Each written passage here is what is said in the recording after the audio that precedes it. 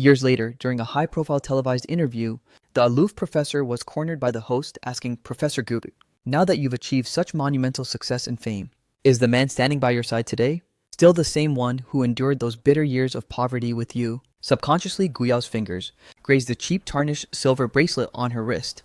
Nobody realized that, back when Guu Yao was just a struggling penniless girl, that bracelet was the romantic token I had gifted her. On the day I placed that silver band on her wrist, I told her if there ever comes a day when you truly can't survive, then sell this. At the time, Guu Yao simply scoffed, "Stop pulling my leg. A measly silver trinket like this wouldn't even fetch enough to cover 2 weeks' worth of meals." The sharp-eyed host immediately pressed further, "Professor Goose, why is the color fading from that bracelet on your hand? Could it possibly be a fake?" Under the mounting pressure and anticipation of the live audience, she skeptically cut the bracelet open, only to reveal a pure shimmering core hidden within. 77 grams of solid gold, my entire life savings from, back then. That deeply buried unspoken devotion was finally belatedly discovered by her at long last. No one knows that I once dedicated the entirety of my youth to Guu Yao. 7 years ago, she was nothing more than a destitute student with nothing. I slaved away at 3 different jobs a day, just to mold her into the youngest genius professor at the country's top university. 7 years later, she moved me into a massive riverside luxury apartment, providing me with endless wealth and a formal title. Yet she never once uttered the words, "I love you." That was until I stumbled upon the messages the principal's son sent her, ranging from daily updates to a blatant confession of his feelings. Initially, Guu Yao's replies were icy and indifferent, but when Jiang Xubai lashed out in a fit of jealous rage, she finally explained, "It's not that I dislike you. I don't know how to interact with boys." The following day, Guu Yao did something unprecedented and asked me, what kind of gift would make a boy truly happy? In that instant, my heart flared with a sharp needle-like agony. The harsh truth finally dawned on me. Guu Yao felt nothing but gratitude for me. There was no love at all. Shortly after, Jiang Xubai actually had the nerve to seek me out. He brought along a thick, ominous folder. Inside were the haunting shadows of the past, reprints of the explicit photos that had once driven Guu Yao's mother to suicide. Yao's treacherous half-brother intended to resort to his old, vile tricks to utterly destroy her once again. But I was promptly cut off. "Mr. Shun, Yao and I are deeply in love. But she can't say yes because she feels indebted to you. I can only stay by your side. But you are powerless to protect her. If you insist on clinging to her, these scandalous photos will be leaked everywhere, and all her years of grueling effort will vanish into thin air. But if you let her go, I will be her shield and ensure her path to the top is seamless. It's true, Guu Yao doesn't love me, and I lack the power to safeguard her. So leaving her is the only noble choice left." As dawn broke, I dialed my old friend back home, Si An. "I'm planning to return to the countryside by the end of the month. I'll likely stay there for good this time. Save a spot for me at your restaurant." The moment the words left my lips, Si An's shocked voice erupted from the other end. "What? You're coming back? You slaved away to support Guu Yao for all these years. Instead of enjoying the high life in the capital, why on earth would you suddenly return to this tiny town? Did that woman do something to wrong you?" I cut him off, my fingers absent-mindedly tracing the edge of my phone. "No, everything is fine between us. I just don't want to stay in the city anymore. And Guu Yao, is she coming back with you?" My breath hitched for an agonizing second. "No, just me. She'll stay here to marry, have children, and begin a brand new chapter of her life." After hanging up, my phone vibrated with a ping. It was a message from Jiang Xubai. "Mr. Shun, have you made up your mind?" My fingertips hovered over the glowing screen for an eternity, until I finally typed back a single sentence. "I've decided. I will leave Guu Yao." The screen had barely gone dark when a sharp, agonizing stab flared in my stomach. I collapsed onto the floor, curling into a ball, as cold sweat completely drenched my back. The moment Guu Yao walked in, she saw me sprawled on the ground, and immediately rushed to get water and medicine. As the warm water touched my lips, I whispered hoarsely, "Thanks. Sorry for the trouble." Guu Yao frowned. "It's no trouble. You clearly know you have a chronic stomach condition. Why haven't you taken your medication yet?" Guu Yao, just as I was about to confess my plans to return home, her phone suddenly erupted with a ringtone. It was Jiang Xubai. She answered the call, her gaze still lingering coldly on me. Jiang Xubai's voice filtered through, "Want to see the meteor shower?" "Right now," Guu Yao hummed in response. After hanging up the phone, she hurriedly tossed out a brief, "I have something to take care of. Just get some rest," before turning her back and vanishing. The sound of the door clicking shut was incredibly soft, yet it struck my heart like a massive crushing sledgehammer. The following day, I headed to the restaurant where I worked to submit my resignation. The manager pleaded with me to stay for a few more days, at least until he could find a replacement to take over my shift. I agreed. However, it wasn't long before a fresh group of customers arrived at the shop. They were students from the prestigious Qingbei University, out for a club gathering. As I handed over the menus, my eyes immediately locked onto a photograph sitting on the table. It was a picture of Guu Yao and Jiang Xubai together, She was dressed in a flowing white gown, her expression still radiating that signature icy elegance. But the subtle upward curve at the corner of her lips was a rare sight I had seldom witnessed myself. Jiang Shubai had his arm draped possessively over her shoulder, his smile beaming as brilliantly as the midday sun. One of the girls followed my gaze and looked over, her voice brimming with excitement. "You think they look perfect together too, right? They're the most famous power couple at our university." The aloof professor and the younger, handsome campus heartthrob. The entire school is obsessed with shipping them. I lowered my head, focusing on pouring lemon water into the glasses, and asked softly, "Are they really that close?" The girls instantly became even more animated. "Of course." Then one of them let out a heavy, dramatic sigh. "The only real issue is, Professor Guu's background isn't exactly high class. Word is, she has some savior she's forced to repay out of gratitude." Another girl curled her lip in obvious disdain. "I heard he didn't even make it through university. Doesn't even have a respectable, steady career, and just spends his days working dead-end odd jobs. He's completely unworthy of someone like Professor Guu." It felt as though my heart had been violently seized, throbbing with a pain so intense I could barely breathe. Suddenly, one girl stared directly at me. "Wait, why are your hands shaking? Are you okay?" I forced a strained, hollow smile. "I'm fine. I just think everything you said is absolutely right." After my shift, I hurried away from the restaurant, but my feet froze the moment I reached the university gate. Guu Yao and Jiang Shubai were walking toward me side by side. A vibrant red scarf was wrapped snugly around Jiang Shubai's neck. As they chatted, he suddenly unwound it, and tenderly draped it around Guu Yao instead. I held my breath, watching as Guu Yao, who was always a notorious germaphobe, actually didn't pull away. Jiang Shubai grinned. Last night's meteor shower was breathtaking. Guu Yao hummed a soft, gentle agreement. "We can go see it again next time." They discussed experimental projects, academic conferences, and a mountain of things I couldn't comprehend. For several days, Guu Yao didn't return home. Whenever I scrolled through social media, I'd inevitably see Jiang Shubai's latest updates. Guu Yao accompanying him to the library. Guu Yao bringing him breakfast. Guu Yao bending down to tie his shoelaces. I watched in silence, slowly packing my meager belongings bit by bit. Over the years, the items I owned were pitifully few. Only my photo albums were bursting at the seams. They were filled with candid stolen shots of Guu Yao. Her profile while she was lost in her studies. The view of her back while she prepared meals. The slight furrow of her brow as she drifted off to sleep. When Guu Yao finally returned, I was in the middle of taping up my last small cardboard box. She stood framed in the doorway, her voice cool and detached. "Why are you packing up your things?" I replied, just as indifferently. "They're useless now, just throwing them out." She gave a brief in response, walking in to pour a glass of water. "Clearing things out is good. Didn't you say this apartment was uncomfortable to live in? I bought a villa. The paperwork should be finalized in a few days." She paused, then suddenly added, "Let me take you to see it today." My fingers trembled for a split second, but I eventually gave a slow nod. I treated it as one last look at her new life before I vanished. The villa district was stunning, surrounded by lush greenery, shaded by rows of verdant trees. It felt as peaceful and quiet as a secluded sanctuary. Just as we reached the entrance, we ran straight into Jiang Shubai. "You're here. Brother Shen, my house is actually right next to yours. Please look after me in the future." He enthusiastically beckoned us forward, insisting we tour his villa first. But the moment I stepped inside, I froze in my tracks. The cream-colored sofa, the natural oak dining table, even the specific greenery on the balcony. It was all an exact replica of what I had just seen. Inside Guu Yao's own villa, Jiang Shubai chimed in with a smirk. Yao Yao and I picked out the furniture together. Who knew our taste would be so perfectly synced? It honestly looks like the exact same house. My friends even said if we knocked down the partition wall, merging the two into one would feel completely natural. Guu Yao stood by his side, letting out a rare soft smile. He's a design major, so his aesthetic sense is impeccable.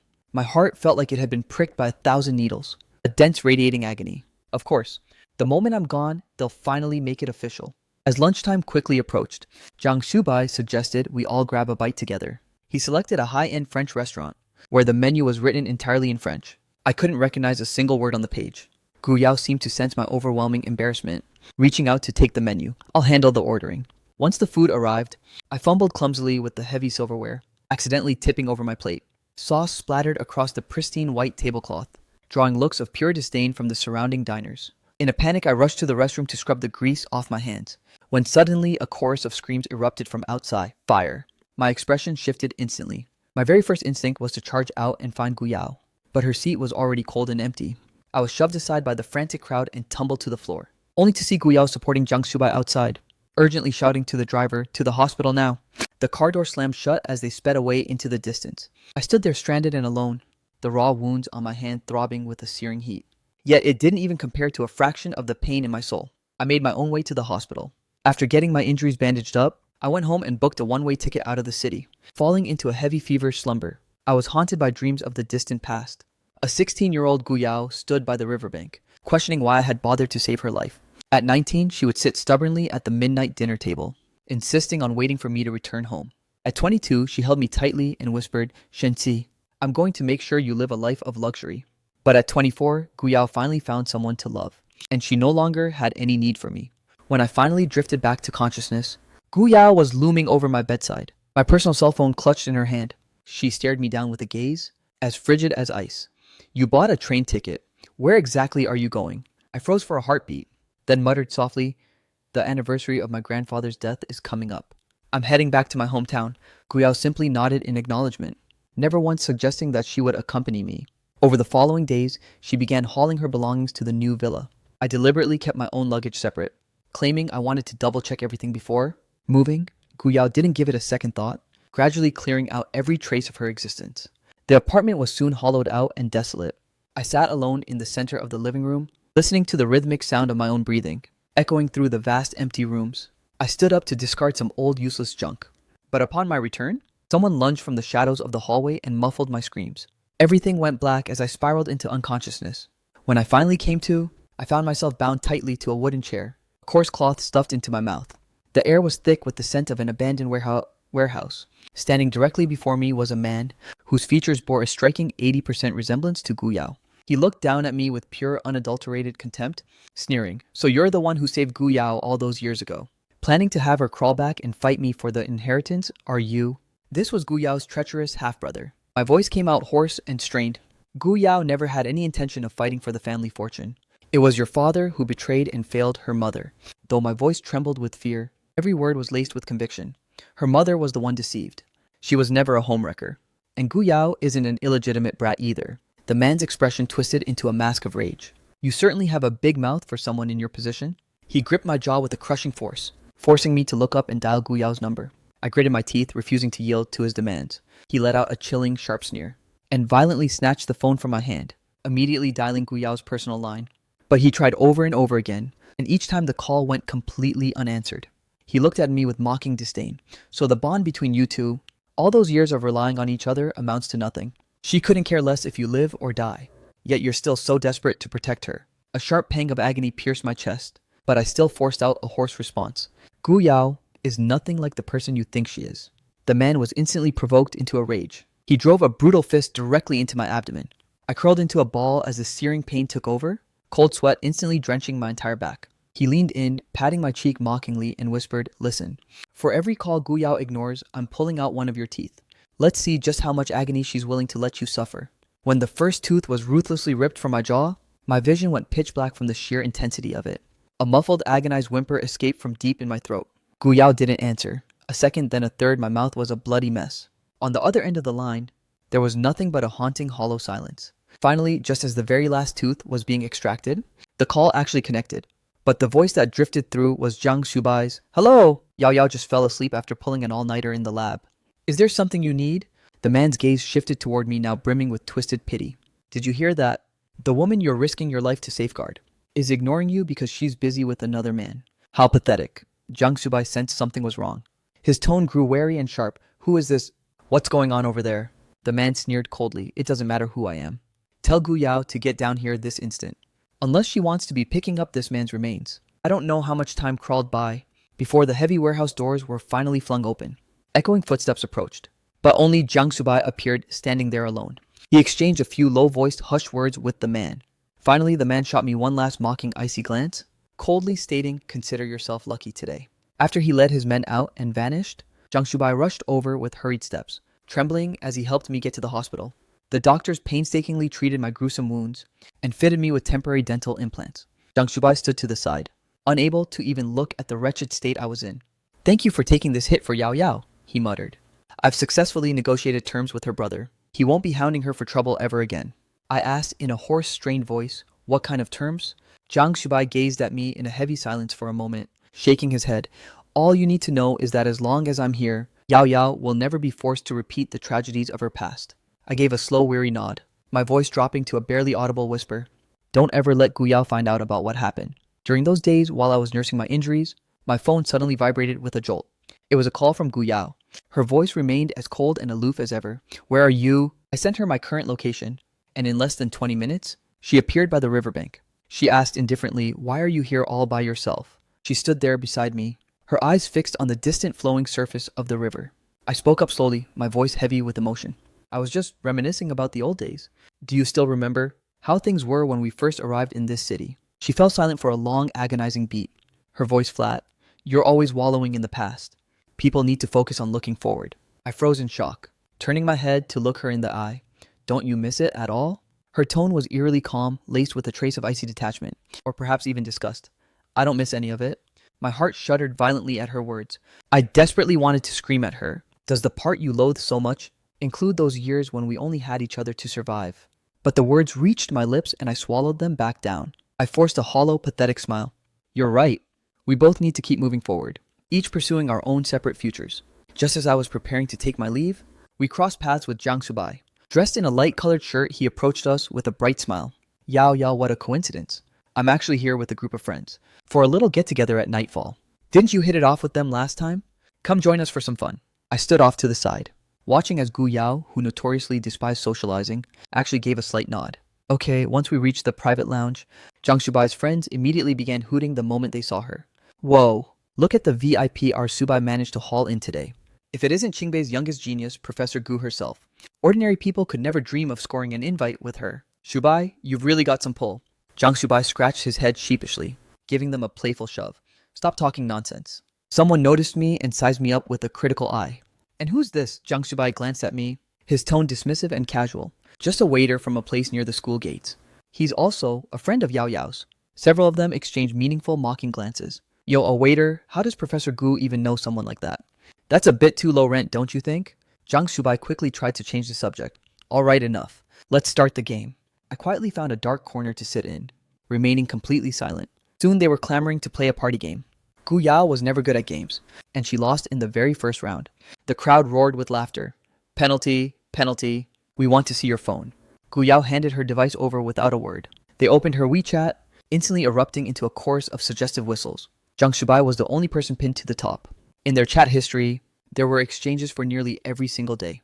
Guu Yao replied to every message, most of them within mere seconds. A few of them winked knowingly at each other as they swiped over to her photo gallery. Among thousands of photos of experimental data, there were only a handful of portraits, and every single one was of Jiang Subai. Him looking down while reading a book, him smiling while holding a cup of coffee, even a candid shot of him asleep in the laboratory. I remained huddled in that dark corner, feeling as if a dull blade was slowly carving into my chest, making every breath a grueling struggle. Blushing furiously, Jiang Subai scrambled to snatch his phone back, while Guu Yao maintained her usual composed facade, save for the faint telltale crimson tinting the tips of her ears. In the second round, Jiang Subai lost, drawing a penalty that forced him to drink. He stammered softly, "Can I pick a different one?" The crowd jeered in unison. "No way, absolutely not. If you can't handle it, let Professor Guu drink in your stead." Jiang Subai frantically waved his hands in protest. "She doesn't touch a single drop of alcohol, and besides, she has lectures early tomorrow." Before he could even finish his sentence, Guu Yao had already seized the glass and downed it in one go. Glass after glass, she drank without flinching, her expression never wavering. "Professor Guu is a legend for our Subai. She's really going all out tonight." Amidst the deafening roars of the crowd, I could no longer endure staying in that room, bolting for the restroom like a man possessed. Jiang Subai was leaning against the corridor wall, seemingly waiting for me. He didn't beat around the bush. "Tell me, exactly when do you plan on fulfilling our agreement?" I fell into a heavy silence for a moment, then whispered, "My train leaves tomorrow night." He looked startled for a second, then let out a smug chuckle. "What a coincidence. I'm planning to finally confess my feelings to Yao Yao tomorrow night." His eyes gleamed with the condescending pity of a victor. "Safe travels. Have a nice life." I was just about to find my voice when the door behind us was abruptly flung open. Guu Yao stood there, framed in the light, her cheeks flushed deep red, her gaze hazy and unfocused. She was clearly undeniably intoxicated. Knitting her brows, she demanded, "What safe travels?" Jiang Subai instantly shook his head with a smile. "Oh, it's nothing.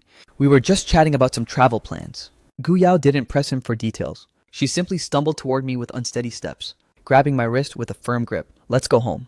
On the drive back, Guu Yao remained slumped against my shoulder, her voice a fragmented, incoherent mumble of complex academic jargon that I couldn't even begin to grasp. But every now and then, she would blur out a single muffled name. "Subai?" I stiffened instantly. Even in this state of utter intoxication, he was the only one on her mind. The next day, I spent the afternoon giving the house a final thorough cleaning. When Guu Yao finally stirred, she was still a mess. Yet her thoughts were clearly still fixed on him. By the following afternoon, I had finished scrubbing every corner of the apartment. When Guu Yao woke up, I already had the hangover soup ready. She accepted the bowl from me, her voice still raspy and low. Thanks. Are you leaving today? I nodded. I'll drop you off, she offered. I didn't decline. These were our final few hours together, and I wanted to memorize every detail of her face. She escorted me downstairs, hailing a ride while asking, how many days will you be gone? When exactly are you coming back? She hesitated for a beat, then added, do you want me to come pick you up?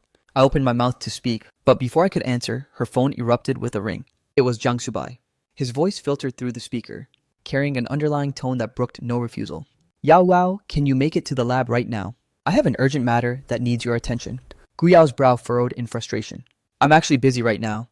I waved her off. If it's urgent, just go handle it. I can make it to the station on my own. She remained silent for a moment, before finally giving a sharp nod. All right, stay safe on the road. I sat in the back of the car, watching her figure shrink in the rearview mirror, until she was nothing more than a blurred, distant speck. In the silence of my heart, I whispered, goodbye. Guu Yao, on the train. The sky gradually faded into a deep, somber dusk. My phone vibrated with a sudden notification. It was a video clip sent from Jang Subai. I pressed play and saw them in the laboratory. Clad in his white lab coat, he looked at Guu Yao and said, I love you. The video cut to black right then and there, but I knew exactly what was coming. By the time I reached my hometown, I'd likely be greeted by the official announcement of their relationship. I took a long, shaky breath. I sent one final message to Guu Yao. Guu Yao, I'm leaving. You don't owe me a single thing. So stop worrying about repaying some debt of gratitude. Everything I did over these years, I did willingly. Supporting your studies, staying by your side through our darkest hours. None of it was ever meant to make you feel obligated to me.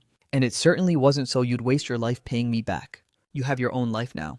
And you have Jang Subai. He is far better suited to stand by your side. Now that your life includes Jang Subai, he's the one who truly belongs at your side.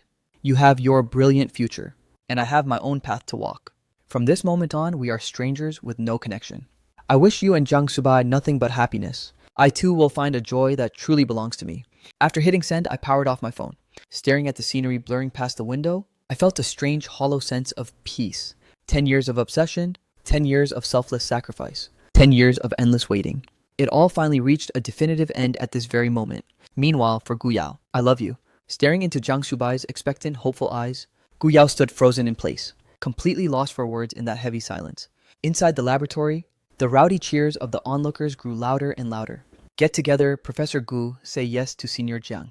Regaining her composure, Guu Yao whispered, Subai, let's step outside to talk. Jang Subai stared at her, stubbornly repeating his question one more time. Guu Yao, I truly love you. Will you be mine? During those agonizing seconds, every moment they had shared recently flashed vividly before Guu Yao's eyes. Gyaozi's, the sudden surge in research funding, the coveted nomination for the deanship. Guu Yao knew deep down that all these opportunities were thanks to Jang Subai. After a long, suffocating silence, Guu Yao finally forced out a hoarse, I accept. The room erupted in joy. Congratulations, Professor Guu. And to you, Senior Jiang. Kiss her, amidst the wild, frantic cheering. Jang Subai leaned in, proactively pressing his lips against hers. The moment that cool, soft sensation met her skin, my silhouette flashed unbidden across Guu Yao's mind. Back when she first received her university acceptance letter, she and I had shared a kiss. Inside that cramped, sweltering rental room, it was a clumsy, innocent first kiss. Guu Yao could still vividly recall every single micro-expression on my face that day. A wave of inexplicable unease washed over her, and her thoughts began to drift further and further away. Guu Yao felt herself mentally checking out. Yao Yao, let's have dinner with my father tonight. I want to break the news of our relationship to him. What do you say? For some reason, Guu Yao felt a hollow void opening in her chest. A phantom voice seemed to whisper in her ear, something's wrong. But after that fleeting moment of distraction, she forcibly regained her composure. Her lips curled into a doting, calculated smile. All right. On the way to the restaurant, Guu Yao pulled out her phone and shot me a text. Stuck at the lab tonight with some urgent business. Remember to eat dinner. I'll call you later. She stared intently at the screen, watching the minutes tick by one. Yet there was absolutely no response from my end. Usually whenever she sent a message, I would reply within the very first second. But now, on the glowing screen, there was nothing but the lonely text she had sent. A sense of dread began to crawl through Guu Yao's heart. She reached out to call and check on me. But Jang Subai interrupted her. There's a mall over there. They sell high-end hokui tea, and my father is absolutely obsessed with it. Let's go grab a couple of boxes. Guu Yao set her phone down, pushing that nagging feeling of wrongness to the back of her mind. Perhaps I was just caught up in something. Or perhaps the signal on the high-speed rail was just weak. After 10 years together, what could possibly go wrong? Reassured by those thoughts, Guu Yao linked her arm through Jiang Subai's. Let's go. We should get a bracelet for your mother too. At the dinner table, Zhang's parents were clearly enamored with Guu Yao. Zhang's father chuckled. Xiao Yao, the university is getting a massive budget increase next month. Just submit the necessary paperwork, and I'll personally authorize the funding for your laboratory. Now, when are you and our Subai holding the engagement banquet?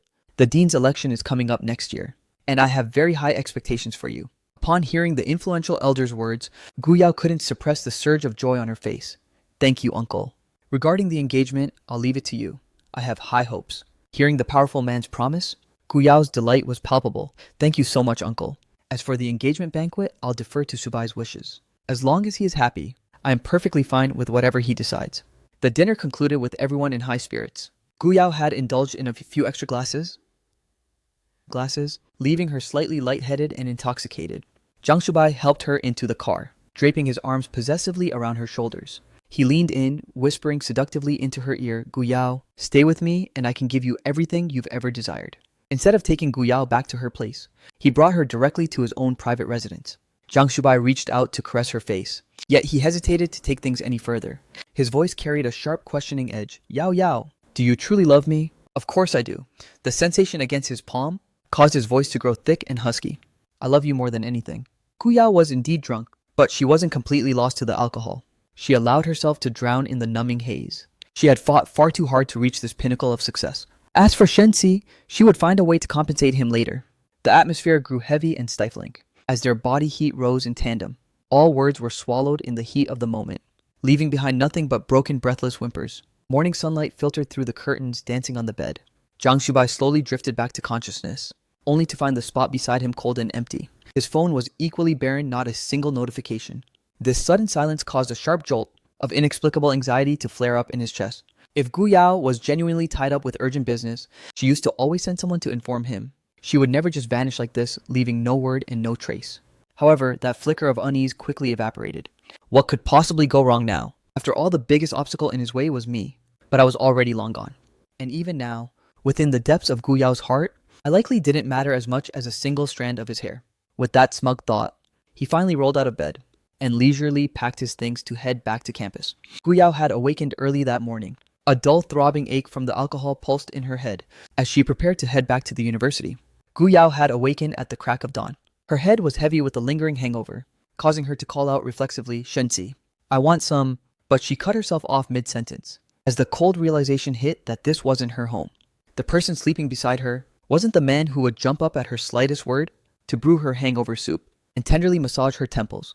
Thinking of Shenxi, at this moment, that flicker of unease in Guu Yao's chest flared up again. She left in a frantic rush, without leaving so much as a single text for Jiang Shubai. Clutching a cake she had bought from the west side, she hurried back to our shared apartment. Shenxi, I'm so sorry. I was swamped with work until late last night, and didn't want to wake you, so I stayed over there. I brought you that cake you love from the west side shop. Guu Yao spoke as she set the box down on the table.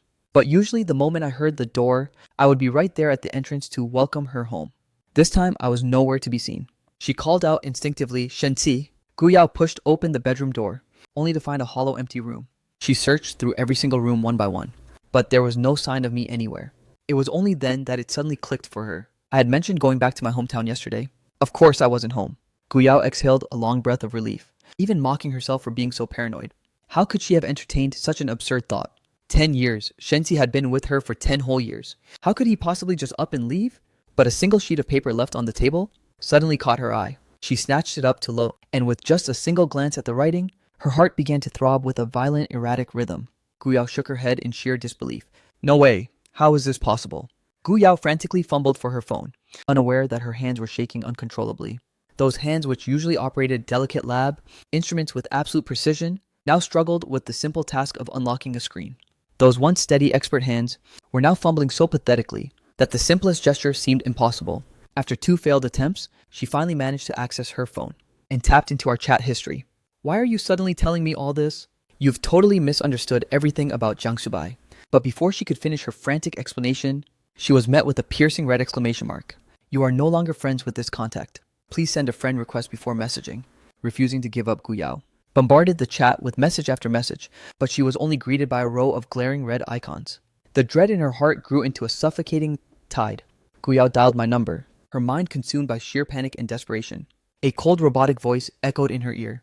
"We're sorry. The subscriber you have dialed is currently unavailable." She redialed again and again until the line went dead. Guu Yao stood frozen in the middle of the living room. This apartment, which she once considered cramped and small, now felt hauntingly vast and empty. Guu Yao collapsed back into the chair, her fingers death-gripping that thin, fragile scrap of paper. She reread those few short lines over and over obsessively. It can't be true. How could Shenxi just abandon me and vanish like this? An explosive wave of agitation flooded Guu Yao's soul as a torrent of past memories crashed through her mind. It wasn't until the doorbell rang that she was violently snapped back to reality. She sprinted toward the door, but the spark of hope in her eyes vanished without a trace the moment she saw who was there. Zhang Shubai asked with a face full of concern, "Yao Yao, what's wrong? You left this morning without even saying a word to me. I went to the university to find you, but they said you never showed up today.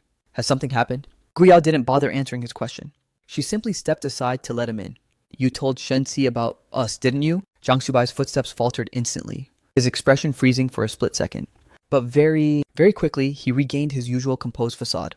As he locked eyes with Guu Yao, there wasn't a hint of panic at being caught. "Sure, he saved your life back then, but you've stayed with him for all these years, giving him a comfortable life. You've more than paid your dues. Is that still not enough? You are the youngest professor at our university. Your future is blindingly bright. Are you really going to waste it all being shackled to him?" Zhang Shubai stepped closer to Guu Yao, speaking with absolute gravity. "If you're feeling guilty, I can give him a massive payout as compensation. It'll be enough for him to settle in any city he wants, living a life of luxury for the rest of his days." Guu Yao shoved him away, her gaze turning ice cold. "What exactly did you say to him?" Zhang Shubai continued relentlessly. "Guu Yao, you'd better think this through very carefully.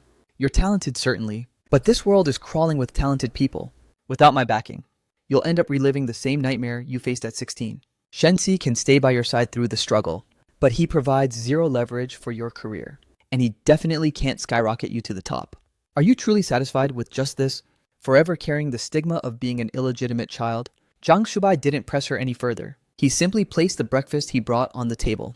He stared intently at Guu Yao, observing the agonizing conflict written all over her face. He sighed helplessly. "Guu Yao, I love you.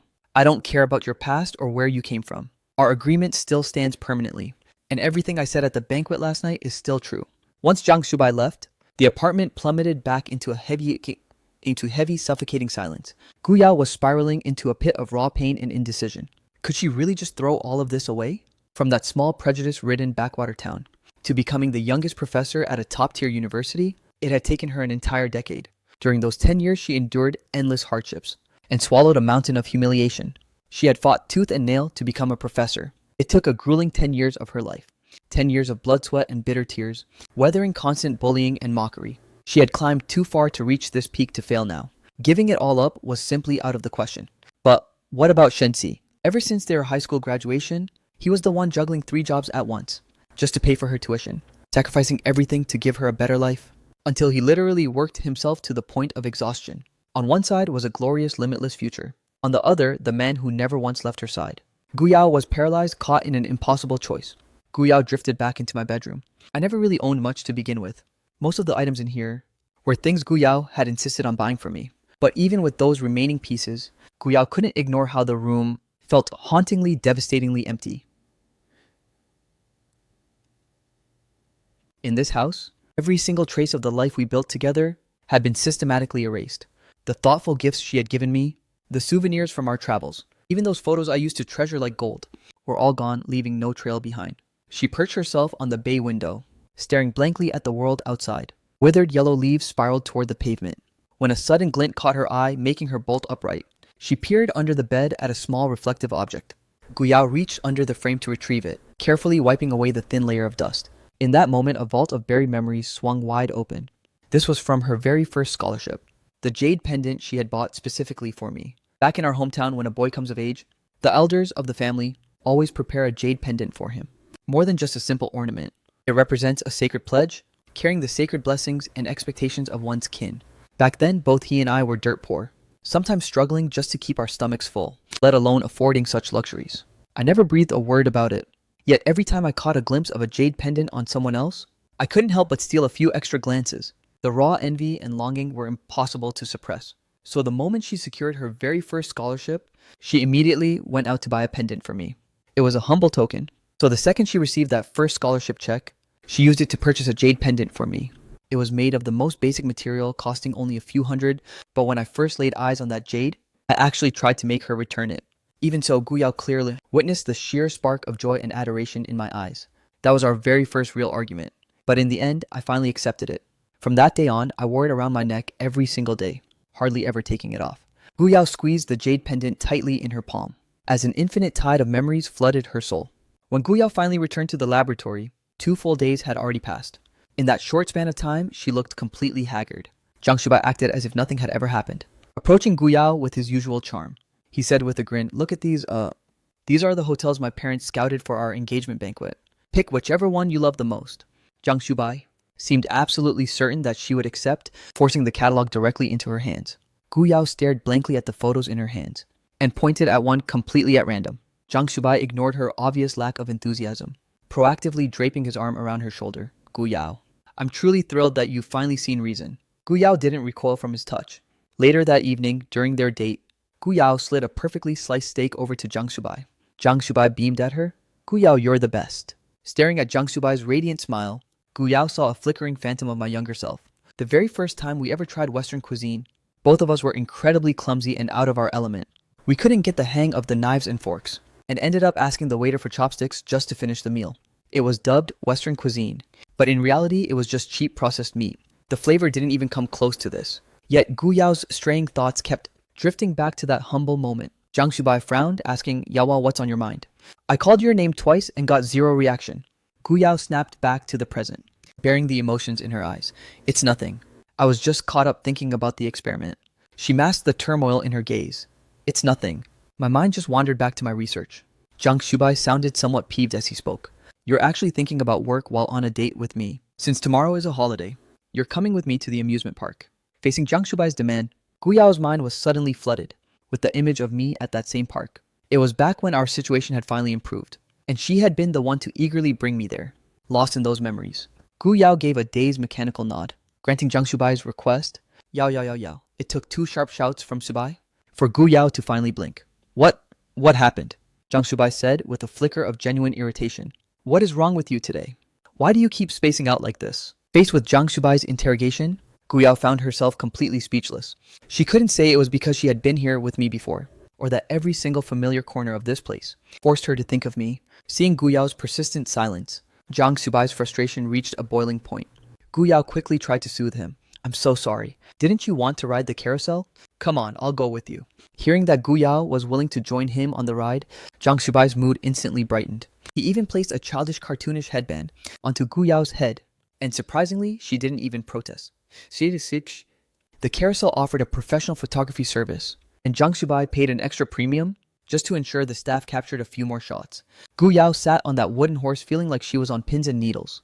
The moment the ride finally ground to a halt, she was dragged away by Jiang Shubai to pick out the photos. Scanning the wall filled with countless tourist photos, Guu Yao suddenly spotted a picture of her and me. It must have been taken by the staff, back when she and I visited this place together. As for who pinned it to the wall, the answer was obvious. Jiang Shubai chimed in gleefully, "Yao. The staff said that section is for couple photos. Let's hang ours up there too." Guu Yao tried to intervene, but before she could stop him, Jiang Shubai was already marching toward the display. She scrambled to catch up with him, but she was an agonizing second too late. Jiang Shubai reached out and violently ripped the photo of me and Guu Yao off the wall. He demanded in a harsh, piercing voice, "So that's why you've been out of it all day? Because you're still obsessing over Shinsei?" Guu Yao's lips trembled slightly as she struggled to find an explanation, but the words simply refused to come out. That silent hesitation was as good as a confession. Fuming with rage, Jiang Shubai shredded the photo into pieces and hurled them into the nearest trash bin. He turned on his heel and stormed off without a word, leaving the date to end in a bitter, broken mess. Guu Yao knelt to gather the stray fragments of the photo from the ground. She noticed there was writing on the back of the picture. She instantly recognized my distinct handwriting. Among the torn remnants, only 5 words remained, "I love you, Guu Yao." Guu Yao stared at the scraps lost in a daze. After a long, painful moment of hesitation, she carefully tucked the torn fragments into her pocket. The moment Jiang Shubai returned home, he smashed everything in the living room onto the floor, unleashing his explosive frustration in a violent outburst. He checked his phone, fully expecting to see an apology from Guu Yao, but there was nothing but a haunting silence. Driven to madness, Jiang Shubai hurled his phone against the ground. Days passed in a cold blur, yet Guu Yao never showed up to ask for forgiveness, nor did she send a single text to Jiang Shubai. Faced with Guu Yao's icy indifference, Jiang Shubai's rage was eclipsed by desperation, forcing him to cave first.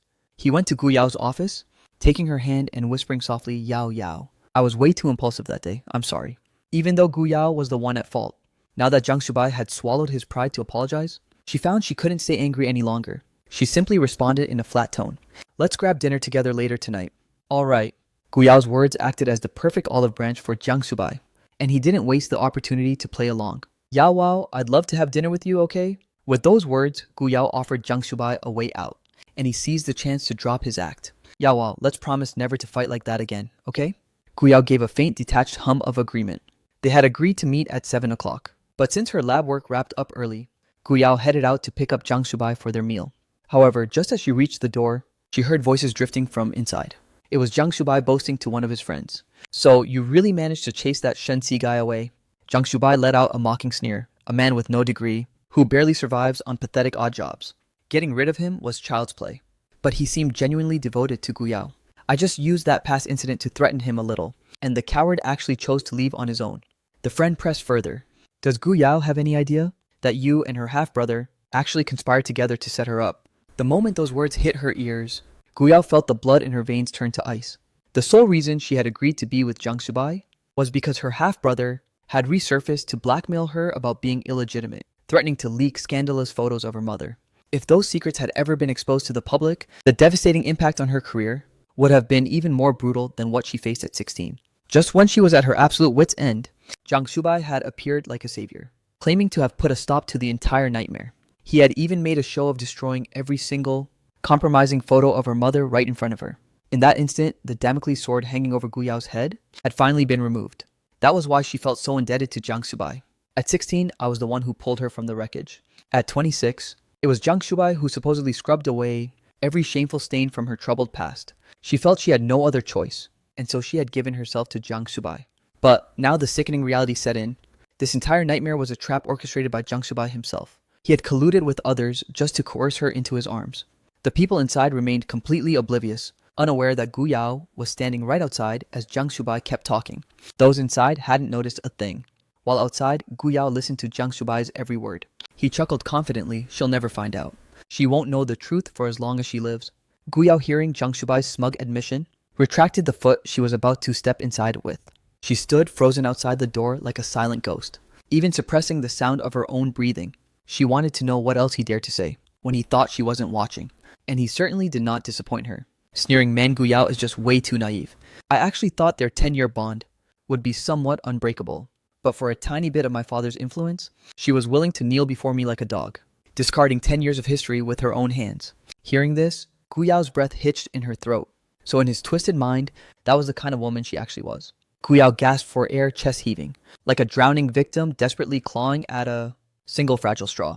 She suddenly charged into the room with heavy strides, her eyes burning a vengeful crimson, glaring death at Jiang Shubai. When Jiang Shubai heard the commotion and looked up, he crashed straight into the fury of her gaze. Stripped of his usual mask of kindness, Guu Yao found it hard to believe that this was the same Jiang Shubai who had simply acted a bit arrogant because of his family background. But recalling his words from just a moment ago, everything suddenly made perfect terrifying sense. She marched right up to him, looking down at him with utter contempt. Despite his panicked expression when she finally spoke, her voice was laced with a murderous, teeth-gritting edge. "Jiang Shubai, so the whole photo scandal was a play you directed and starred in." The second Guu Yao opened her mouth, Jiang Shubai knew instantly that she had overheard every single word he'd said. To say he wasn't panicking would be a lie. Yet he eventually managed to steady his nerves. He tentatively reached out to grasp Guu Yao's hand. Noticing she didn't recoil, his confidence began to swell once more. He readjusted his features into that familiar mask, regaining his composure as he feigned his usual warmth. "Just let me explain." But before he could utter another syllable, Guu Yao's palm sent him crashing to the floor with a violent slap. Jiang Shubai clutched his burning swollen cheek, staring up at Guu Yao in pure unadulterated shock. "Guu Yao, you actually dared to hit me. You're turning on me over that pathetic loser Shen Si." Fury erupted like a volcano in Guu Yao's chest, driven over the edge by his words. She lunged forward and clamped her hand around his throat. "I'm going to ask you one more time. Was that entire photo scandal your own twisted production, Her voice cold as a winter grave pierced through Jiang Shubai, sending an involuntary shiver down his spine. He realized there was no point in hiding it any longer. Yes, it was me, he bellowed. I orchestrated every single bit of it. The truth was finally out, the weight of the secret lifted. But Guu Yao's eyes only burned a deeper, more vengeful red. Why did you have to drive Shenxi away? I already agreed to be with you, didn't I? Jiang Shubai snapped back, his voice dripping with venomous pride. I am the heir to the prestigious Zhang family, the son of the president of this top-tier university. If it weren't for my influence, do you honestly think your path would have been this smooth? Agreeing to be with me, that was never enough for me. I wanted your absolute undivided devotion. Why should I have to share you with some broke nobody? That Shenxi, he doesn't deserve even a shred of your affection. You're obsessed with him because of what happened 10 years ago. So I decided that I would be the one to drag you out of the shadows instead. Shenxi could only pull you out, but he could never, ever make your shameful past disappear forever. I'm the only one who can pull you out of the mud and pave your way toward a truly glorious future. Guu Yao, consumed by rage, struck Jiang Shubai across the face again. You are absolutely delusional and repulsive. Jiang Shubai shielded his face, glaring back at her. Guu Yao, how dare you treat me like this over some pathetic loser? He kept spitting out that broke loser insult, which only served to pour gasoline on her burning rage. Guu Yao abruptly cut him off, stopping his words mid-sentence. That's enough, Jiang Shubai. I genuinely believed you were different from the rest. But you're just another malicious viper, a man who uses his family's power to crush others without mercy. Jiang Shubai wasn't entirely wrong. Guu Yao's journey to her current prestigious position had been a gauntlet of endless obstacles and hardships. That was exactly why she loathed those who weaponized their status to bully and manipulate the defenseless. From the very first moment she met Jiang Shubai, she knew he was the powerful university president's son. Back then she had rejected his every advance, feeling nothing but a deep-seated instinctive disgust. But eventually she began to think he was different.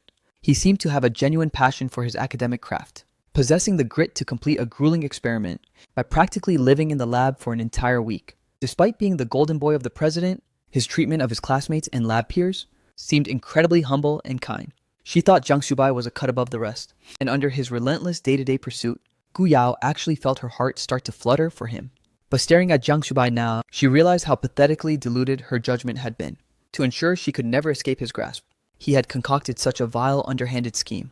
He targeted the trauma hidden in her soul, using her darkest, most painful secrets to blackmail her. And she had been the ultimate fool. For the sake of this toxic, spoiled playboy, she had personally discarded the devoted Shenxi. Guu Yao couldn't stand the sight of Jiang Shubai for another second. She turned to walk away forever. But Jiang Shubai's voice barked out, Guu Yao, if you dare walk out of that door today, tomorrow your mother's scandalous photos and your status as a shameful, illegitimate child will be blasted across every screen in this university. Guu Yao's footsteps faltered as she turned to him in disbelief. Jiang Shubai, you are absolutely sickening. The sheer, unadulterated disgust in Guu Yao's eyes stabbed right through Jiang Shubai's ego. No, Yao, that's not it. Everything I did was because I truly love you. Besides, didn't you look down on Shenxi too? You two have drifted into completely different worlds. No, Yao, listen to me. My love for you is genuine and real. And didn't you start resenting Shenxi's lack of status? The gap between your worlds is an unbridgeable chasm. He's a nobody who could never stand proudly by your side or accompany you to prestigious academic conferences. He's useless at securing resources in the circles of power. I am the only one truly worthy of you, Guu Yao. Why can't you finally open your eyes and see me? But Guu Yao refused to believe a single word from his mouth.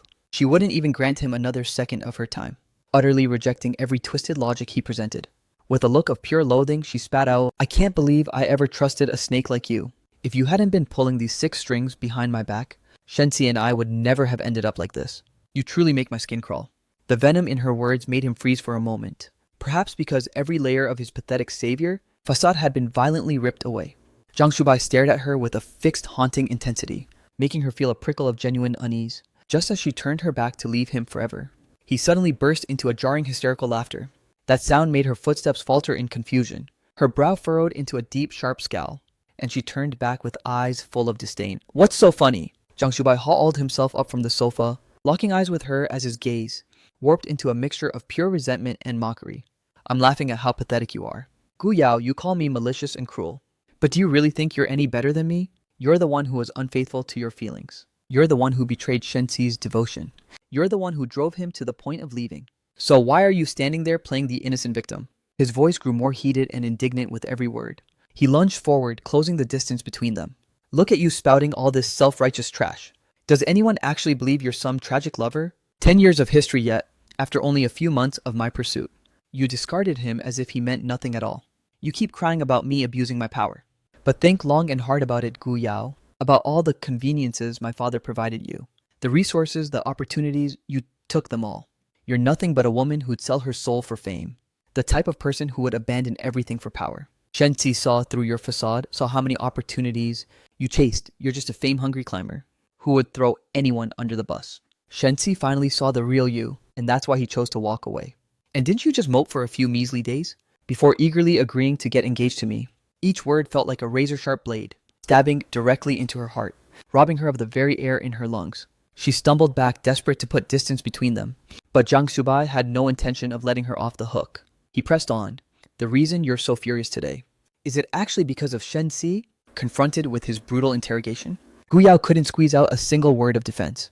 Jiang Xubai let out a mocking sneer at her pathetic state, answering his own question with venom. Not at all. It's because of your own ego. You can't handle the fact that I'm belittling you, or that the beautiful romance you believed in was nothing more than my master plan. You're not actually angry for Shenzi, nor do you care that a 10-year bond was betrayed. Even if you throw this massive tantrum today, how long do you honestly think you'll last? In just a few days, you'll be crawling right back to my side, begging to use my family's influence again. Jiang Xubai spoke with absolute arrogant certainty. Since childhood, he had always secured whatever he desired. And if it wasn't handed to him, he would use every dirty trick in the book to seize it. He expected Guu Yao to spiral into a panic, but instead a cold mocking laugh escaped her lips. She reached into her pocket and pulled out a USB drive. Embezzlement, bribery, and gross abuse of professional power. How many days do you think your father will last once this leaks? The smugness on Jiang Shubai's face vanished instantly, replaced by a look of sheer bug-eyed disbelief. You actually recorded us? As Guu Yao played back a brief damning snippet, Jiang Shubai's shock twisted into an explosive rage. My father went out of his way to build your network, and you had the audacity to record him.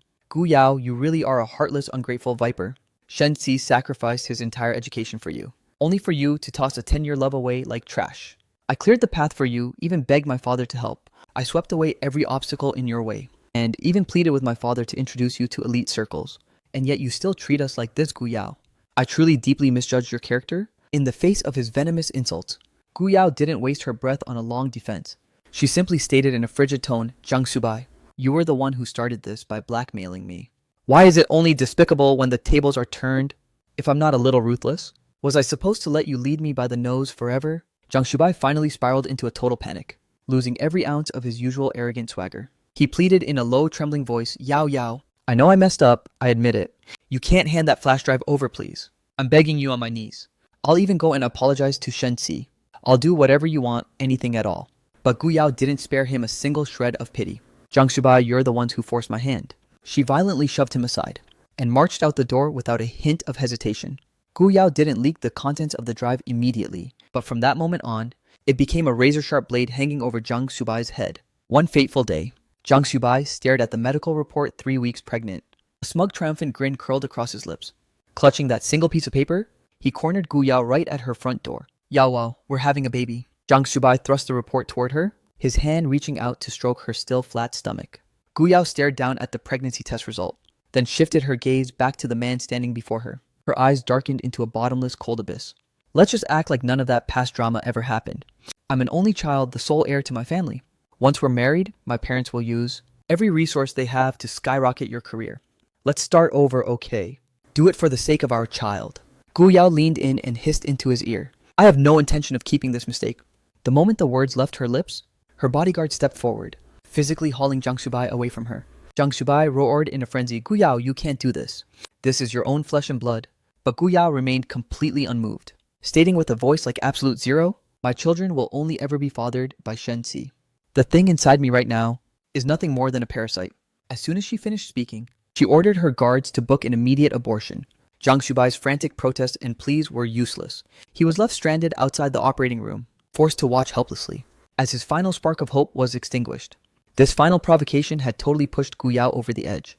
She didn't hesitate for a second to leak that USB drive. The next day, Jiang's mother complained, Jubai, why isn't that boy answering any of my calls? He isn't even at the university either. Why don't you call Guu Yao and ask her? Maybe he's staying with her. Hearing his wife's oblivious suggestions, a creeping sense of dread washed over the father. He reached for his phone to call Guu Yao, but before he could, the villa doors were kicked open. At the sight of the men marching inside, Jang Jung-yoon's composure instantly shattered. The lead officer spoke with chilling authority. Jang Jung-yoon, you're coming with us. By the time Guu Yao finally let Jang Shubai out, several days had already passed. In that short span of time, the Jang family's corruption and bribery, and their abuse of power had been thoroughly exposed. Looking at his mother, whose hair had turned white from the stress in just days, Jang Shubai was consumed by a tidal wave of regret. Staring at his own haggard reflection in the mirror, looking as if he had aged 10 years overnight, every trace of his former affection had evaporated, leaving behind only a venomous, festering hatred. Guu Yao, I will make you pay for this. He sat in his car, eyes fixed like a predator on the elevator, waiting for Guu Yao to make her appearance. The moment her silhouette finally stepped into view, Jang Shubai didn't hesitate for a single heartbeat. He slammed the accelerator to the floor, launching the car like a missile directly at her. The violent screech of tires, tearing against the pavement, echoed through the garage. Guu Yao realized something was deathly wrong, staring straight at the oncoming car. The screech of tires against the concrete floor echoed through the garage.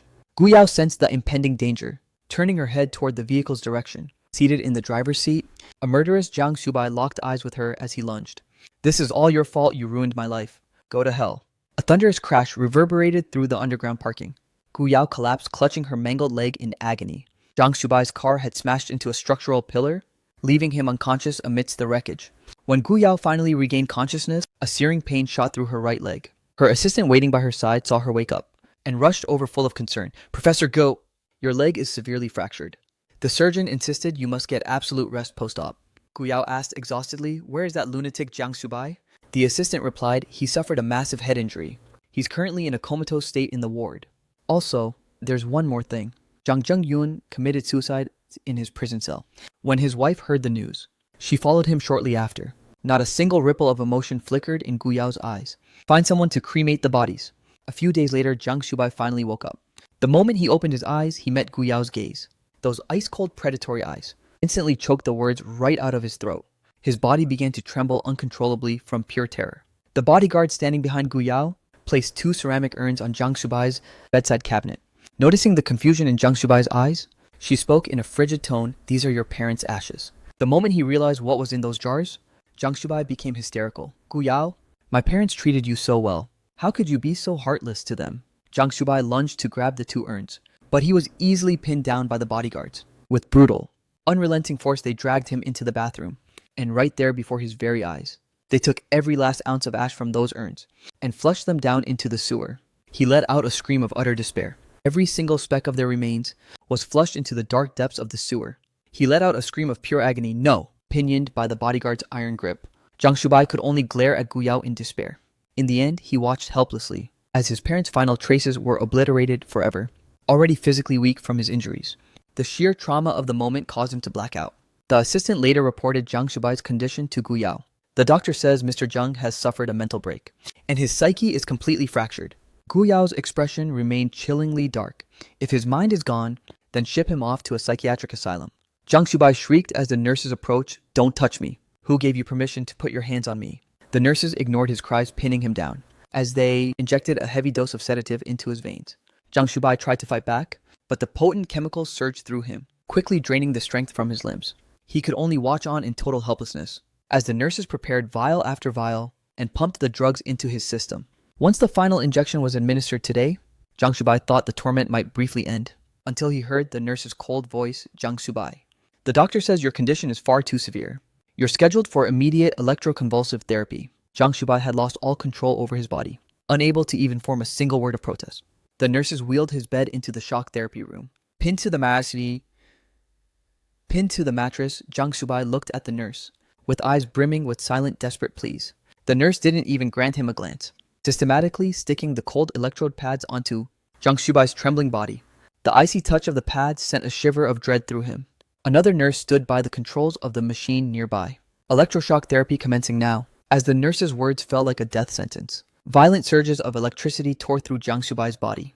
The sterile room was filled with the echoes of his agonizing, soul-wrenching screams. I'm not sick. Please, no more therapy. Jang Shubai begged relentlessly as the cycle repeated, sobbing and pleading over and over, but his cries fell on deaf ears. There was only the next wave of searing current. By the time the electrodes were finally stripped from his skin, it felt as if he had already crossed the threshold of death. The nurse then dragged a broken Jang Shubai toward another ward. Standing right at the entrance of that room, Jiang Shubai could hear the gut-wrenching screams echoing from within, mixed with the chaotic sounds of objects being smashed. Jiang Shubai caught a glimpse of the sign on the door, the high-security ward for the volatile. A primal fear seized him, making his entire body convulse. He collapsed to his knees, begging the nurse beside him, "I'm begging you. I'll cooperate with the treatment. I'll do anything. Just please don't throw me in there." But the nurse simply swung the heavy door open and tossed the trembling Jiang Shubai inside like trash. The inmates inside laid eyes on Jiang Shubai, and their expressions twisted as if they had found a shiny new toy.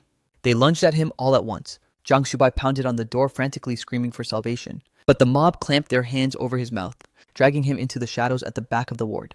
The following morning, when the nurse returned to collect Jiang Shubai for his session, he was curled into a ball on the bed, sobbing, "Stay away, don't touch me. I'm begging you. Please don't lay a finger on me." Jiang Shubai, who had always fought against his treatment, the moment he saw the nurse today, it was as if he was staring at his only beacon of hope. He lunged forward, grabbing her arm in a desperate plea. "I'll take the treatment, I'm ready. Please, just take me to the therapy room now." Observing the pathetic wreck that was Jiang Shubai, Guu Yao stood outside the window and handed a bank card to the director. She spoke with chilling indifference. "I'll be counting on you, director, to take extra special care of him." The director accepted the card with a fawning, oily smile. "Of course, Professor. It's the least we can do." Stepping foot back into this sleepy little town, I feel as if I'm walking through a hazy dream. 10 whole years have passed, yet it's as if time itself stood still in this place. Aside from some new decorations scattered along the alleys, the layout remains exactly as it was in my memories. I eventually made my way to Ziean's family restaurant. Despite the years that had drifted between us, there was zero awkwardness or distance. The moment we locked eyes, we pulled each other into a firm embrace. What brought on the sudden urge to come back home? Faced with my brother's genuine concern, I found myself at a total loss for words. Xian noticed my pained expression and realized something was wrong. Xian hurriedly pressed me, "Shensi, what happened? Did you and Guu Yao have some kind of fallout?" I let out a heavy, weary sigh and recounted everything that had transpired recently. Upon hearing the truth, Xian was fuming with rage. "Guu Yao is an absolute monster. You slaved away just to fund her education, even giving up your own university spot for her. You suffered so much alongside her in the capital all these years. And just when life finally started looking up, she shows this level of cold-blooded ingratitude." I replied in a hollow, flat tone, "Forget it. It's all in the past now. I never did those things just to collect a debt anyway. Consider that chapter of my life officially closed.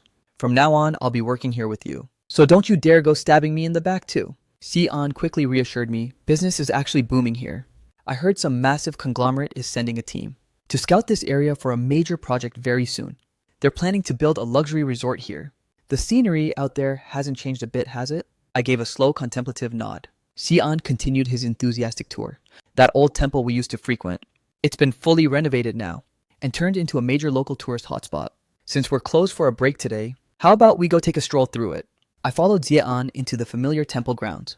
The ancient wishing tree perched on the summit looked exactly as it did a decade ago. I even spotted it tucked away in a corner of my memory. There I caught sight of the original wishing plaque that Guu Yao and I had hung up together. I reached out, unhooked that wooden plaque, and tossed it straight into a nearby trash bin. Suddenly, a crisp voice echoed right beside my ear. "Why throw away such a perfectly good wishing plaque?" I jumped, slightly startled by the intrusion. I spun around, tracing the source of the voice. "Why would you toss a blessing like that away?" I was caught completely off guard. As I turned my head toward the sound, my gaze crashed straight into a pair of mesmerizing peach blossom eyes. Realizing how dangerously close the physical distance between us was, I reflexively took 2 sharp steps back. The stranger offered a charming, apologetic smile. "My bad. Did I give you a scare? The name's Ji Wei, just a tourist checking out the local vibes. I was just curious, so I couldn't help but speak up." I waved it off. "It's nothing." I glanced down at the trash bin where that wooden plaque, the one inscribed with "Never Apart," now lay like junk. I forced a bitter, hollow smirk. I don't need wishing plaques anymore. Seeing it later would just be bad luck. "So it's better off in the trash." Ji Wei leaned in. "You're surprisingly chill about it." A wave of bitterness washed over my heart. If only I were truly as chill as I looked. Stepping into the main hall, I knelt before the serene seated statue of the Buddha. I had prayed to the gods countless times before, but every single wish had been about Guu Yao. This time, I'm making a wish solely for myself. I hope for a life of peace and smooth sailing, and for my health to remain strong. Xian had a sudden emergency at home and rushed down the mountain. With nothing but time on my hands, I took my sweet time wandering through every corner of the ancient temple. Just as I was preparing to make my exit, an old abbot suddenly stopped me in my tracks. He pressed a safety amulet into my palm. "The benefactor shall find what his heart desires."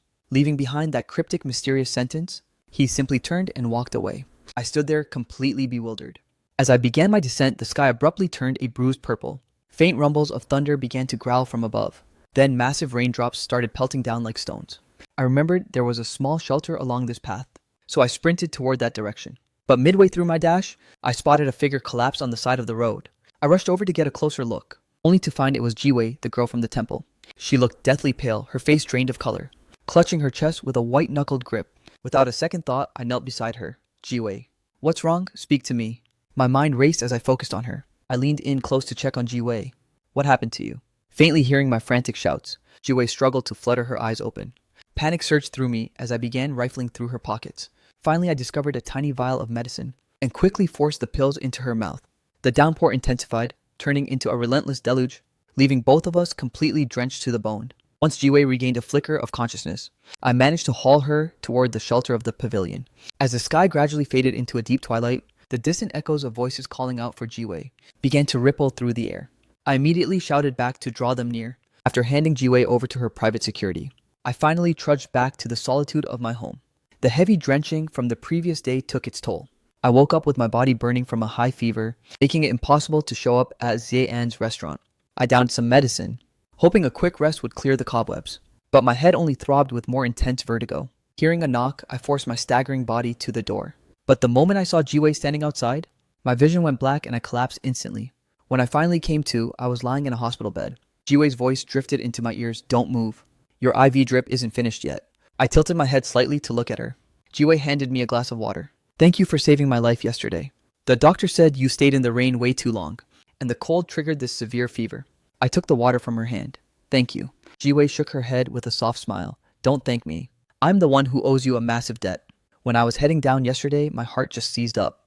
If you hadn't appeared right then, I would have kicked the bucket before my guards ever found me. I'll never forget that you literally saved my soul. Hearing her blunt honesty, I couldn't help but let out a chuckle. However, after Jiwei glanced at her phone, her expression suddenly turned grave and somber, and her gaze toward me was clouded with hesitation. I cut straight to the point. Is there something you need to tell me? Just spit it out, don't hold back. Jiwei wavered for a long, heavy moment, before finally whispering, the doctor says, there's an abnormality in your stomach, and you need to undergo further testing. Something that requires an immediate deeper look. Gazing at the look of pity on her face, I knew exactly what that abnormality really meant. To be honest, it didn't even come as a surprise. During my last medical checkup, the doctor warned me to keep a close eye on my stomach, but I never took those warnings to heart. To me, chronic stomach pain was simply part of the daily routine throughout those 10 long years. I offered only a faint, non-committal hum in response. The stoic indifference seen through Jiwei's eyes looked like I was paralyzed by the shock of the diagnosis. It's okay, I'll make sure you get the best treatment. I waved her off dismissively. No need. I can handle my own affairs just fine. Jiwei shook her head with firm resolve. You saved my life, so this time I'm going to be the one to save yours. As if terrified I might flat out refuse. She quickly added, I hate being in someone's debt. In all these years, this was the first time I'd felt such raw, unfiltered concern. For a fleeting moment, my eyes burned with unshed tears. I had sacrificed everything for Guu Yao, and yet, I never received even a shred of genuine sincerity from her. Yet here was Jiwei after I'd helped her just once. I let out a small bitter laugh. Standing here now, I finally understand what my brothers meant back then when they told me that my sacrifices were a waste of time. A person like Guu Yao never deserved a single drop of my heart. The next day, Jiwei whisked me back to the capital. She spoke with absolute seriousness. The medical resources here are top tier, and the experts are much easier to reach. The equipment back in that small town was just too primitive. I hummed softly, staring at the scenery flying past the window. I just never expected to crawl back to the city so soon. Jiwei summoned a whole panel of hospital specialists for a consultation. Their verdict, the gastric lesion was caught in its early stages, and a single surgery should be enough to fix it. Jiwei stayed glued to my side during this entire ordeal. I tried to persuade her to leave twice, but she would only look a bit dejected for a moment, only to show up the next morning with fresh flowers and a smile. While I was being treated in the capital, Guu Yao had traveled back to that small town. She hammered on Xie-An's front door with a frantic rhythm. From inside the house, his voice sounded hurried and laced with pure annoyance. I'm coming, quit the banging. As the door finally swung open, Xie-An poked his head out, staring at Guu Yao with a look of stunned disbelief. However, he quickly snapped back to reality. Professor Goose, is there something you actually need from me? Xie-An had already guessed her motive. She was definitely here to interrogate him about my whereabouts. In this small town, he was the only true friend I had. For years, he had watched my sacrifices with a heavy heart, repeatedly trying to talk some sense into me, insisting that debasing myself for Guu Yao simply wasn't worth it. But no matter how hard he pleaded, I remained unmoved. When I returned recently, I finally laid everything bare to him. So as Ziean stood there facing Guu Yao at his doorstep, he felt nothing but sheer annoyance and absolute loathing. Guu Yao spoke with a desperate pleading edge. Ziean, I know you and Shensi are incredibly close. I went to his house, but the place was completely deserted. Do you have any idea where he's gone? This was the first time Ziean had ever seen Guu Yao looking so utterly broken. Usually, she was the high-flying, confident young professor in the news, but now her face was haggard and drained of life. Ziean snapped back with zero patience. I don't know. He moved to slam the door shut right then and there, but Guu Yao lunged forward to block it. Ziean groaned in total irritation. What exactly are you trying to pull this time? Shensi and I are best friends, sure, but I honestly have no clue where he disappeared to. You really don't need to do all this. Besides, who are you putting on this devoted lover act for anyway? When Shensi adored you, you didn't give a damn about him. Your entire focus was obsessed with that guy, Jiang Xubai. You even helped Jiang Xubai trample all over Shensi. Now that Shensi has finally walked away, shouldn't you be off celebrating with Jiang Xubai? You chose to help that snake destroy Shensa, and now that he's gone for good, shouldn't you be reaping the rewards of your life with Jiang Xubai? With a powerful backer like him helping you out, the great Professor Guu's future should be blindingly bright. So why on earth are you back in this dusty, rundown shithole looking for him? Ziean's fury only intensified as he spoke. Guu Yao, don't you ever show your face around here again. I have no idea where Shensi is, and that's the truth. Since he chose to vanish from your life, it's crystal clear that he never wants to see your face again. So stop being a desperate stalker and leave him be. Ziean had laid out the brutal truth plainly, yet Guu Yao utterly refused to acknowledge it, only offering a pathetic, weary excuse. I had my reasons for doing what I did, and I've finally realized that. Ziean cut her off with a sharp glare. Enough, Guu Yao. Reasons? You actually have the audacity to say that. I'm literally embarrassed to even listen to you. Save those fairy tales to brainwash yourself. But don't you dare spew that garbage in front of me. It's meaningless and frankly a total waste of time. With that, Ziean slammed the door shut, leaving Guu Yao stranded and ignored outside. Guu Yao's hand fell limply to her side in loneliness as she wandered back to the shack where we once lived. The house had been completely renovated now, looking worlds better than the ruin it used to be. Following the ghost of her memories, Guu Yao walked to the old locust tree in the backyard. The wooden swing hanging there was weathered and worn. The moment her fingers brushed against it, rotten debris and splinters flaked off into the dirt. Guu Yao stared at the swing with hollow glazed eyes, reminiscing about the life she and I once shared. Within the walls of this cramped, dilapidated house, she had endured the darkest, most agonizing chapter of her existence.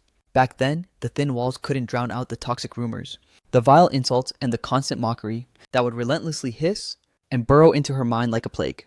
Guu Yao had hovered on the brink of a total mental breakdown, but every time she reached her breaking point, I would gently cover her ears with my hands and whisper, Guu Yao, it's okay.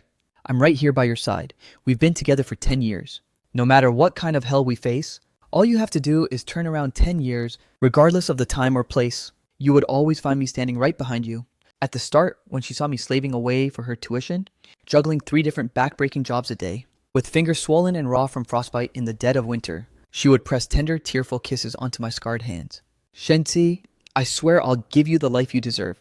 But as the years bled into one another, those promises began to lose their luster. Once our circumstances finally improved, she started obsessing over the nasty gossip about us. A high school dropout working odd jobs, he's not in your league, words like that, became a festering wound in Guu Yao's mind. She started intentionally avoiding the places where I worked, and she stopped defending me when they tore me down. She even began to despise the small gifts I brought her. As these memories flooded back, Guu Yao collapsed, huddling on the ground in agony. Shensi, I'm so sorry. I am truly deeply sorry.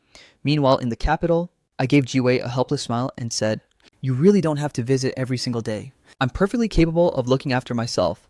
And besides, the hospital staff is right here. Hearing my protest, Jiwei didn't even pause as she set the food on the table. I know, but I simply want to be by your side. The intensity in her gaze was so burning that I felt a surge of awkwardness and turned away, desperately avoiding her line of sight. I could sense that Jiwei's feelings were far from ordinary. But since she hadn't said it out loud, I wasn't about to be the one to burst the bubble.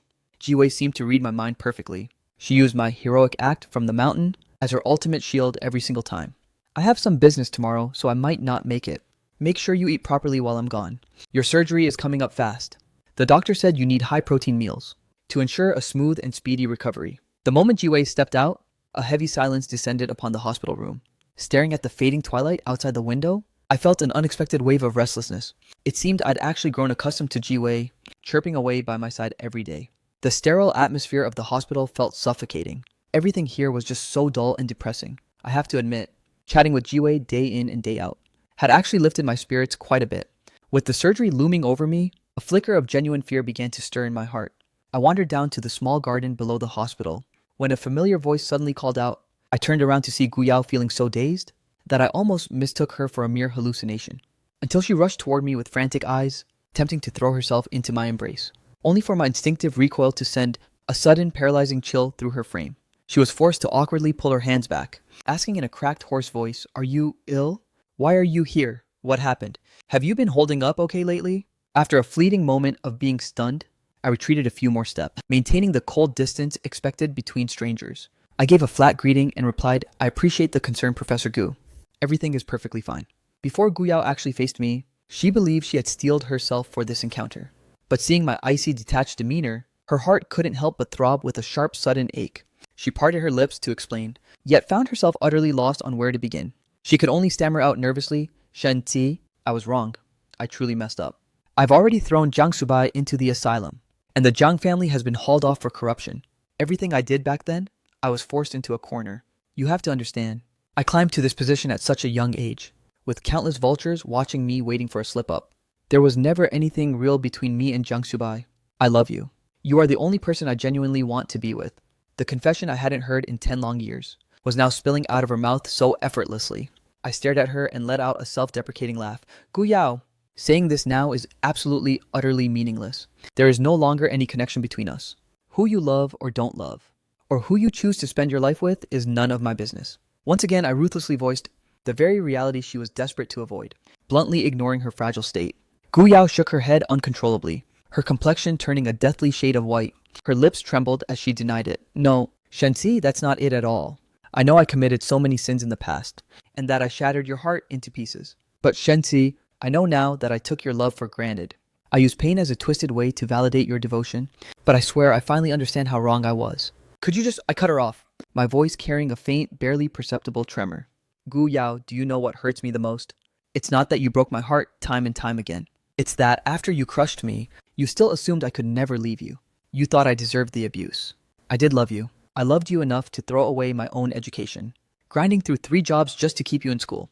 I loved you to the point where, even after discovering your betrayal with Jiang Subai, I chose to walk away in silence. I didn't want to make a scene. I didn't want to blow things up and ruin your precious career. Guu Yao, we were together for 10 years. In 10 years, you never once whispered that you loved me. I convinced myself you were just bad at expressing feelings. But the truth was, you simply looked down on me too much to say it. I knew you were ashamed of me, so I let you go. I moved on. So why on earth are you chasing me now?" She scrambled to explain, "I never looked down on you." I let out a mocking sneer. "You certainly had no right to." I held up my hands toward her and continued, "To pay for your tuition? I washed dishes in the dead of winter. These hands were soaked in freezing water for 20 hours a day. Even now, every time winter rolls around, they still flare up with painful, itchy frostbite. My knees are trashed from hauling heavy crates, throbbing in agony when it rains. Then there's my back, and the thick calluses on my palms, all from serving you. I took on every filthy, backbreaking job imaginable. Sometimes seeing my own grime-covered face in the mirror, Tio, knowing I gave up everything for your degree, performing the labor no one else would touch. Sometimes when I stared at that soot-stained version of myself, I'd wonder if I was even worthy of standing by your side. It was okay for me to doubt myself, but I cannot accept you treating me like trash. Back when I was in my 20s, did you think I didn't care about looking good? But to save every penny for you, I wore the same ragged clothes for nearly a decade. Even in the freezing winter, I didn't even dare to buy a decent winter coat. Whenever I fell ill, I'd just white-knuckle through the nights, taking cheap meds until it passed. Guu Yao, you witnessed all of this with your own eyes. But did you ever actually hold it in your heart?" She choked back a sob. "I'm so sorry, Shensi. I've truly realized my mistakes. I know I ruined everything." Hearing her words, I let out a sharp, mocking laugh. If a simple "I regret it" was enough to magically erase every single thing that has happened to us, young with this, then Guu Yao, I would say this. I regret saving your life back then just because I loved you. I regret slaving away for years just to pay for your education. I've never been the type to demand repayment for a favor. But that doesn't mean I'll ever accept how you feasted on the fruits of my grueling labor, while simultaneously trampling my heart into the dirt. A look of profound exhaustion finally washed over my face. I was done with this toxic cycle of entanglement. If you have nothing else to say, I'm leaving now. Guu Yao desperately wanted to beg me to stay, but the words died in her throat, refusing to form. She could only watch helplessly as I walked away. On the night before my surgery, I lay in bed, plagued by insomnia through the dark hours. Suddenly, the door creaked open. I looked up toward the entrance, spotting Jiwei as she tiptoed into the room. "The nurses didn't see me," she whispered. "I snuck in to keep you company. I knew you'd still be awake." Jiwei walked over and sat by the edge of my bed, placing a small nightlight on the headboard. "Didn't you say you wanted to see the northern lights? Once you've recovered, let's go see them together, okay?" The nightlight projected a sprawling galaxy across the room. I looked at Jiwei and gave a slow nod. As the light bathed us in a celestial glow, I looked at Jiwei and whispered, "Okay." The knot of anxiety tightening in my chest quickly began to unravel under Jiwei's soothing presence. After I eventually drifted off to sleep, Jiwei remained by my bedside watching over me the entire night. The next morning, just before the surgery commenced, Jiwei reached out and squeezed my hand. I could feel her own palms were icy cold from nerves. She locked eyes with me and spoke with total sincerity. "When this surgery is over, I have something very important to tell you." The operating room doors groaned shut, and the crimson in progress light flickered to life. Jiwei sat slumped in the waiting area, her palms slick with a cold, unending sweat. Right at that agonizing moment, Guu Yao appeared and saw the glowing red surgery sign. Without a single moment of hesitation or reason, she lunged forward and seized Jiwei by the collar. She demanded in a feral rage, "What happened to Shensi? Why the hell is he in surgery?" Ever since Jiwei had first realized the depth of her feelings for me, she had immediately launched an investigation into every detail of my tragic past. Naturally, she recognized Guu Yao on sight. She delivered a stinging slap across Guu Yao's face, her features twisted with absolute fury. "You actually have the nerve to ask me what's wrong. You lived by his side for a whole decade. How could you not know he was suffering from stomach cancer?" Guu Yao's entire body went rigid, paralyzed, as she stammered in a trembling voice, "Cancer? You said cancer?" Jiwei let out a mocking sneer. "That's right. He destroyed his health just to provide for you. And because he never received proper care all these years, it spiraled into a malignant tumor." Guu Yao's face contorted into a mask of pure desperation. "How is he? What did the specialists say?" Jiwei stepped back, putting distance between them like a wall. "What is the point of your questions now? His condition didn't just happen overnight. The great Professor Guu had millions for villas and penthouses. Yet she couldn't spare a cent to take him to a clinic." Faced with Jiwei's brutal interrogation, Guu Yao couldn't squeeze out a single word of defense. Jiwei had zero interest in further entanglement. She simply stated coldly, "Shensi is fighting for his life in there. I'm done wasting my breath on you. If you want to wait, then stay here and keep your mouth shut. If you want to wait, stay. If not, get the hell out of here. Stop putting on this devoted lover act, it's nauseating. Late blooming affection is useless. It's nothing but a disgusting insult." The grueling surgery lasted for nearly 6 agonizing hours. The moment the light flickered off, Jiwei bolted forward, demanding frantically, "Doctor, how is he?" The surgeon offered a weary smile. The procedure was a success. With proper rest and recovery, he'll be back on his feet. Upon hearing the doctor's confirmation, Jiwei finally let out a massive sigh of relief, then hurriedly pressed for more info. "When am I allowed to go in and see him?" The doctor replied professionally, "The patient needs 24-hour observation in the ICU. You can follow the head nurse now to go over the specific visitation protocols." Guu Yao tried to tail them like a shadow, but the doctor blocked her path. "My apologies, but only immediate family is permitted inside." Guu Yao opened her mouth to argue, but Jiwei's bodyguards instantly muffled her cries and dragged her away from the unit. Clad in full sterile protective gear, Jiwei stepped into the heavy silence of the ICU. Seeing me lying there, deathly pale under an oxygen mask, she couldn't resist pressing a kiss to my forehead through her mask. "From now on, everything is going to get better."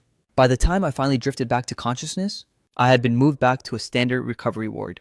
As I tilted my head to the side, I saw Jiwei slumped over the edge of my bed, her fingers still gripping my hand with white-knuckled intensity, dark circles under her eyes showing her exhaustion.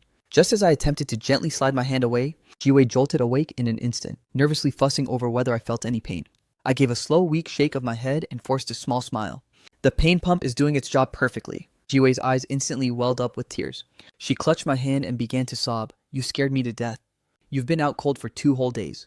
I thought you might never wake up." My parched lips twitched as I tried to speak. Jiwei leaned her ear close to my mouth, catching my voice, which was now as thin as a thread.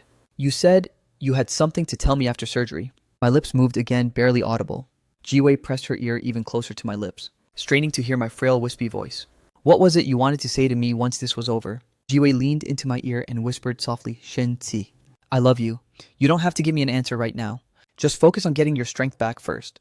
We can talk about us in a few days." After a few more days of steady recovery, I was finally allowed to start on a liquid diet, and the color had begun to return to my face. Jiwei carefully placed a bowl of porridge before me.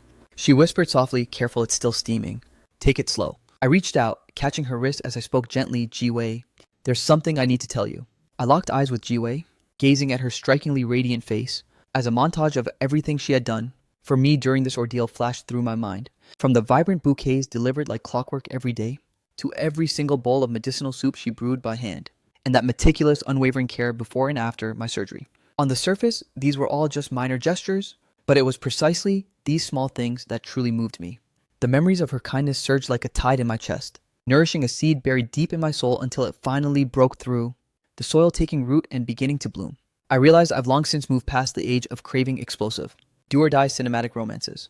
Instead, this steady, lingering devotion was far more impossible to forget. I looked at Ji-wei and asked, "Do you really love me that much?"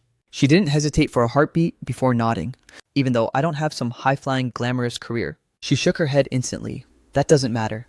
I loved someone else for a very long time," I added. "I honestly don't care," she replied. Ji-wei's eyes overflowing with affection searched my face. Despite being so close, she almost seemed afraid to move. The frantic thumping of her heart echoed in her ears like thunder. She finally found her voice, reciting the words she must have rehearsed a million times. "Shensi, I love you. Simply because you are you, nothing else matters. I truly don't care about anything else." A summer breeze drifted in, carrying a hint of heat because it's you and only you, and I don't care about the rest of the world. That summer wind, heavy with the scent of the season, somehow smoothed away the very last of my hesitation. "Ji-wei, let's be together." Ji-wei was so ecstatic she didn't sleep a wink for days. Just as I was finally preparing to be discharged, Guu Yao suddenly burst into my hospital room. During this entire period, she had been ruthlessly blocked by Ji-wei's security detail, denied even a single chance to catch a glimpse of me. I watched as Ji-wei, looking tense and protective, immediately stepped forward to shield me. I reached out and gave her a reassuring pat. "It's okay. It's high time certain things were made crystal clear," staring at our intertwined hands. Guu Yao felt a sharp, agonizing sting of jealousy. She demanded in a voice thick with fury, "Shenzi, what exactly is going on between you and her?" I replied with a cold, flat indifference, "Guu Yao, you claim you're here to visit me, yet the first thing out of your mouth is an interrogation. Don't you find that a bit pathetic?" Panic flickered across Guu Yao's face. "I'm sorry. It's just, I care about you way too much." I cut her off ice cold. What I am to her has absolutely zero to do with you. Guu Yao, whatever we had ended a long time ago, I don't. I locked eyes with her, then immediately corrected myself. "Wait, that's not right. The truth is, there was never anything between us from the start. If you really want to label it, it was just a transaction between a benefactor and the person being supported. Now who I choose to love, and who I stay with is none of your damn business." Hearing those brutal words, Guu Yao froze in shock, turning her head slowly toward me in a daze. "Shensi, what on earth do you mean by that?" An overwhelming sense of dread surged from deep within her, even though she had already guessed the answer. She refused to accept the reality crashing down on her. Her eyes widened as she made one final desperate stand. "I don't accept this. Shensi, you know you're in love with me. You used to love me more than anything." I let out a soft mocking chuckle. "Guu Yao, everyone has to move on eventually." Witnessing Guu Yao's current state of despair, I was suddenly reminded of a time long ago. Seeing Guu Yao acting this way, I caught a glimpse of my former self from years back. Back then, my entire world revolved around Guu Yao. Even knowing she had no room for me in her heart, I was willing to sacrifice everything for her. I endured endless suffering just to see her smile. I didn't even care how much she looked down on me. As long as her life was improving, and she'd spare me a few words when she got home, I was perfectly content. But she was the one who systematically crushed my hope until my heart finally withered and died. I assumed that would be enough to never see him again. But he suddenly crawled back into my life at this very moment, claiming he's paralyzed by regret. I spoke with absolute calm. "Guu Yao, from the exact second you chose to be with Jiang Subai, whatever existed between us was incinerated." With those few indifferent words, I permanently severed the final tie of our relationship. But Guu Yao couldn't wrap her head around it. She was visibly drowning in her own agitation. It was as if she were utterly lost, her voice trembling with denial as she spoke. "But Jiang Subai is gone now. The entire Jiang family is finished. Can't we just go back to how things used to be? I'll marry you. We'll have the grandest wedding imaginable. And I'll tell the whole world that I love you." I shook my head slowly. "No, Guu Yao. In reality, you know damn well that there is no going back." Deep down, Guu Yao understood the truth. Even if I somehow found the strength to forgive her and agreed to return to her side, those betrayals and those jagged scars would remain forever, acting as a permanent rift between us, something we can never drop, never cross. After a long silence, she finally collapsed in defeat, realizing every word I said was the brutal truth. Only then did she choke out a long overdue apology. "Shensi, I'm so sorry." I reached for Ji-wei's hand, leading her toward the exit without looking back. Guu Yao stood there frozen like a hollow statue. In that fleeting instant, she seemed to hear the sound of something shattering beyond repair. She instinctively took 2 stumbling steps after me, only to be cut off and halted by the wall of bodyguards. My silhouette gradually drifted further away, until it vanished completely from her field of vision.